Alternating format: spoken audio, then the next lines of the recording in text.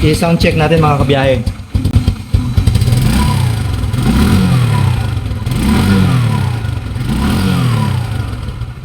So yun. Kumbaga sa speaker mga kabiyahe, litaw na litaw yung kanyang bass.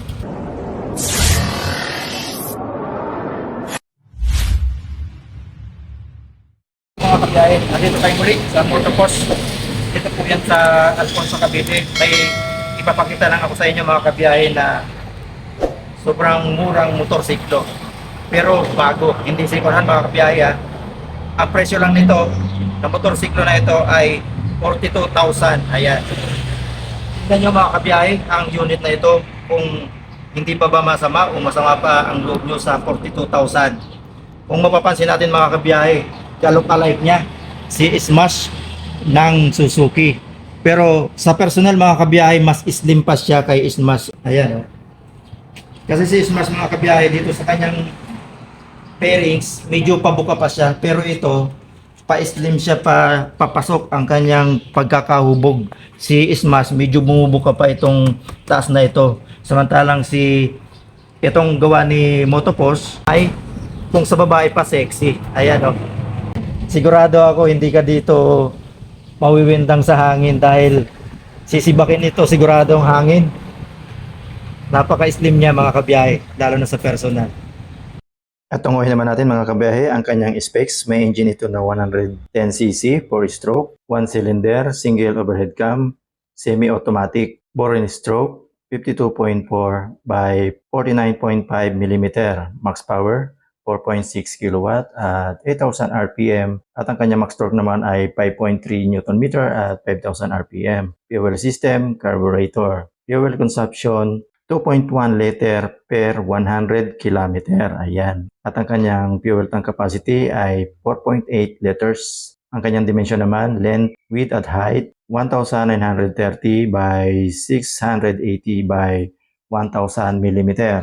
Wheelbase, 1,250 mm. Starting system, kick electrical starter. Ayan. At ang kanyang ignition system, CDI.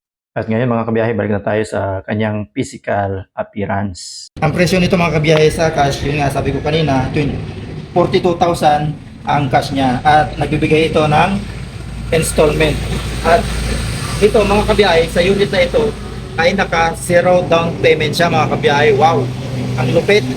Zero down payment para kay Vida version 2. Ayan.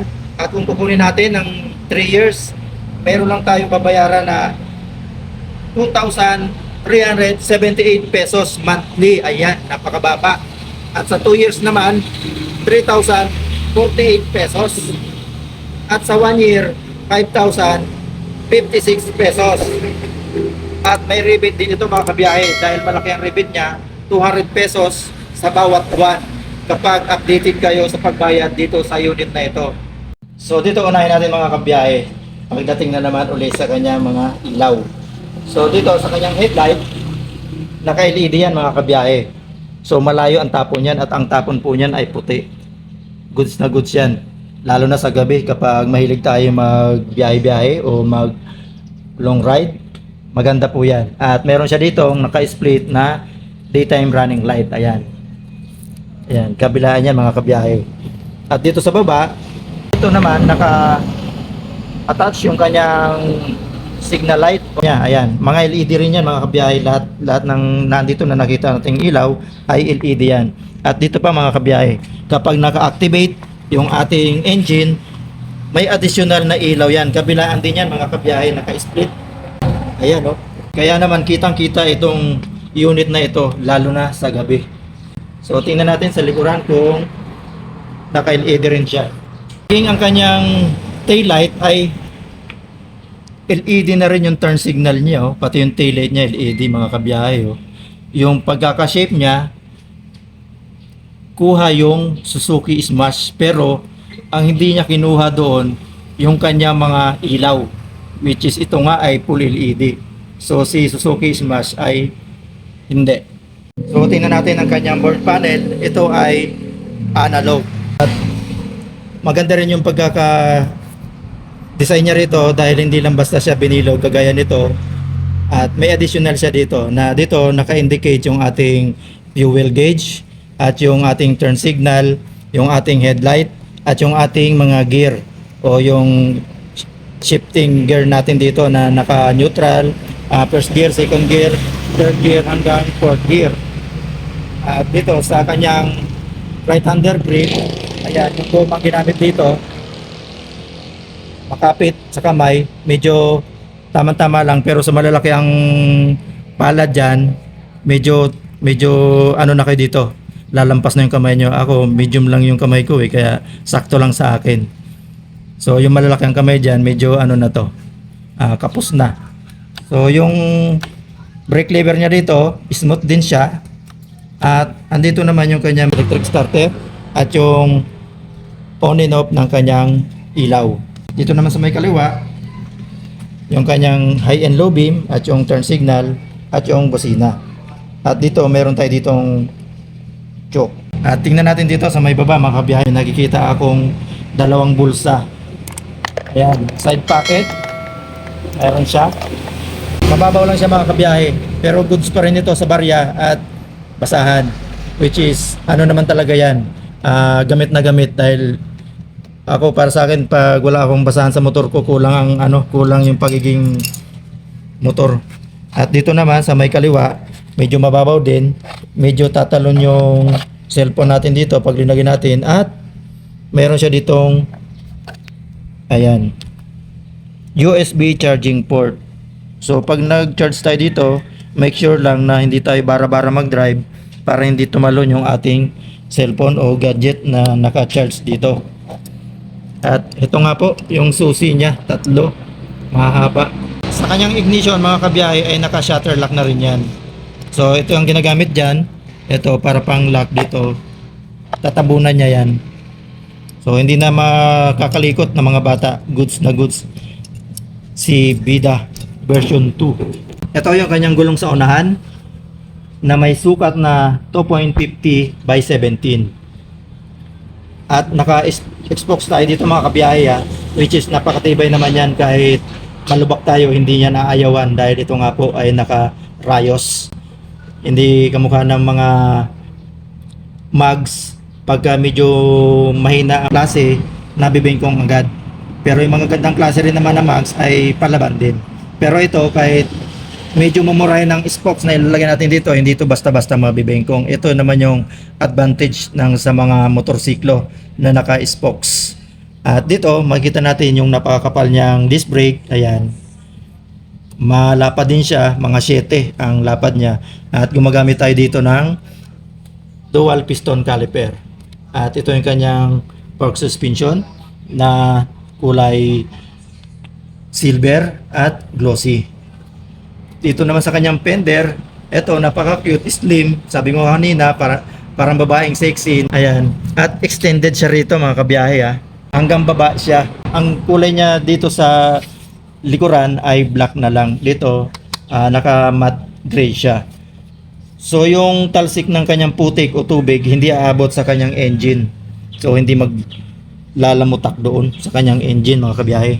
Tingnan natin mga kabiyahe yung kanyang pairings. Ang makikita lang natin dito, may sticker siya ditong Motopos dito sa may side pairings niya. At pagdating naman dito sa middle hanggang dulo, ay meron siya dito naka-line na silver at may kulay red. At dito nakasulat yung kanyang unit name na Bida 110 S2, which is ito nga po yung version 2. Ito naman yung kanyang gulong sa likuran. Ng sukat niya ay 1.75 by 17. At kagaya rin ng nasa unahan mga kabiyahe, ito po ay naka-spokes. Dito sa likuran, gumagamit siya ng preno na drum brake. At yung kanyang suspension naman dito sa likuran ay naka dual shock absorber yan mga kabiyahe. Kaya naman goods na goods din yan, kahit yung pillion natin ay medyo may kabigatan.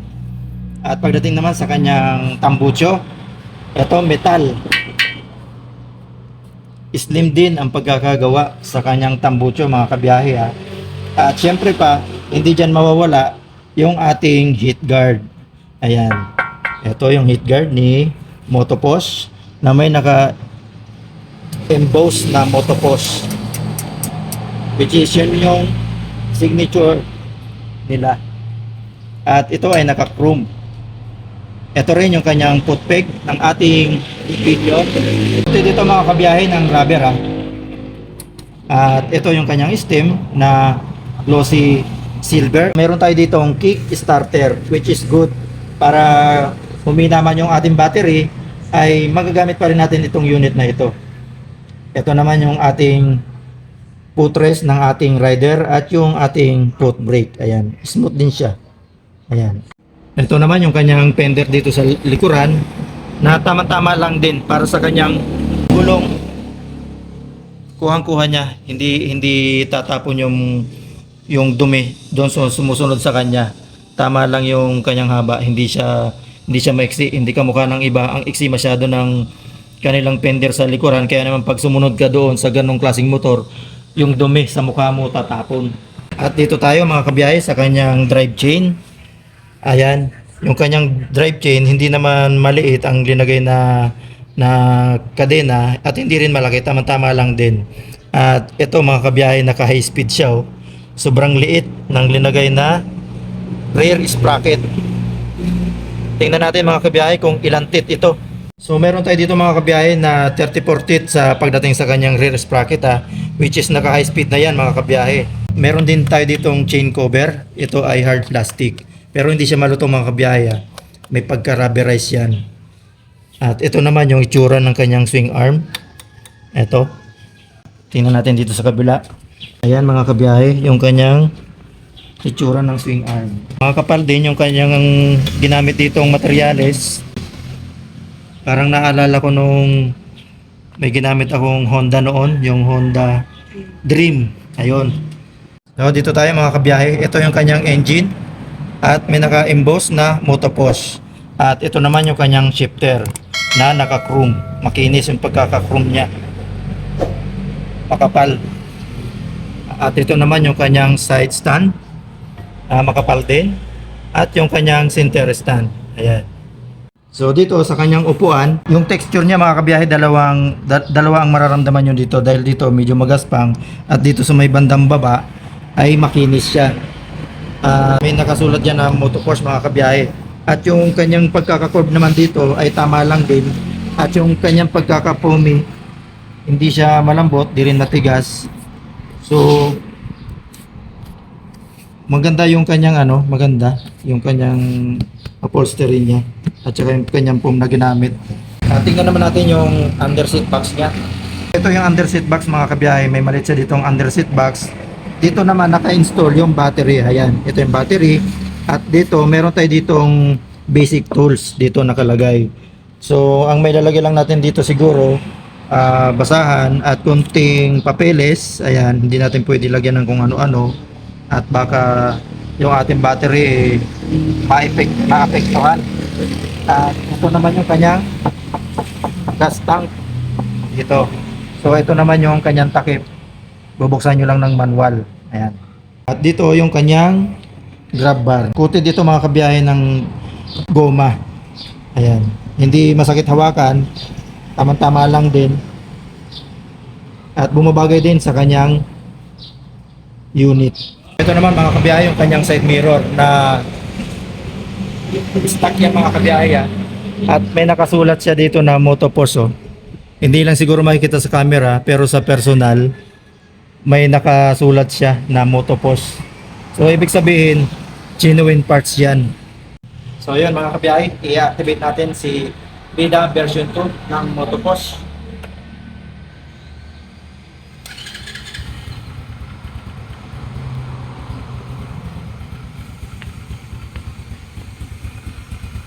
I-sound check natin mga kabiyahe.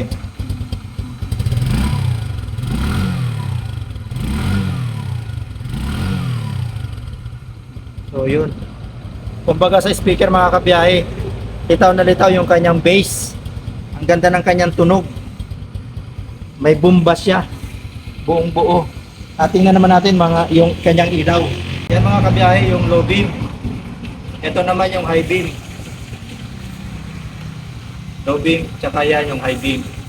Sabi ko nga kanina, gumagamit siya ng LED na rin. Nakita nyo naman na puting-puti na talaga yung kanyang binubuga.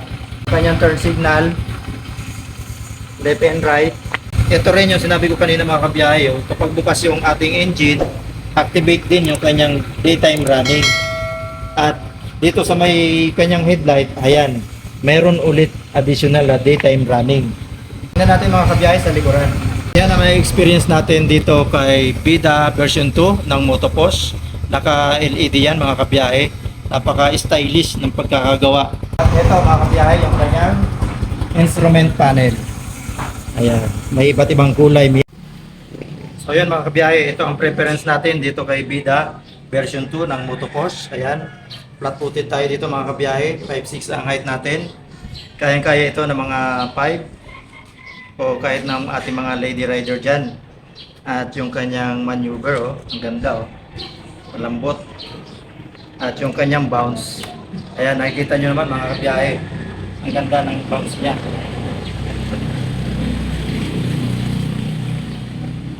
So wala ka na ditong masasabi mga kabiyahe, lalo na sa mga baguhan pa lang natin dyan. Kung tayo po ay wala pa masyadong budget, pwede po natin itong i-avail. Dito po yan sa Motopos Alfonso. Malapit nga po yan sa may Alfonso intersection. Kung papunta po kayo ng Alfonso Bayan ay saglit lang, madadaanan nyo ito. Nasa kaliwang bahagi ito ng highway. Makamurang halaga mga kabiyahe, ma-avail nyo na nga ito si Bida version 2 ng Motopos. At kung nagustuhan nyo mga kabiyahe itong unit na ito, dito nga po kayo pumunta sa outlet ng Alfonso, Motopos Alfonso. At maraming salamat po sa inyo na nanonood at sa lahat ng sumusuporta sa ating channel, Biyahe ni Frank. Ayan, shout out din po sa outlet dito at nagbigay sa ating authorized na magkapagdag dito. So mga kabiyahe, kita-kits, Biyahe ni Frank. God bless.